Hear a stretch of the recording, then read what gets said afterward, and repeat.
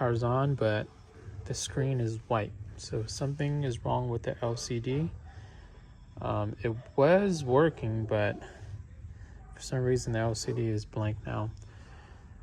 The directions are in reverse. So if you go forward, the chair goes backward, and if you go backward, the chair goes forward, vice versa with left and right. So if I go forward, the chair comes back. If I go backward, the chair goes forward. If I turn left, the chair, oh, so the chair does turn left, never mind.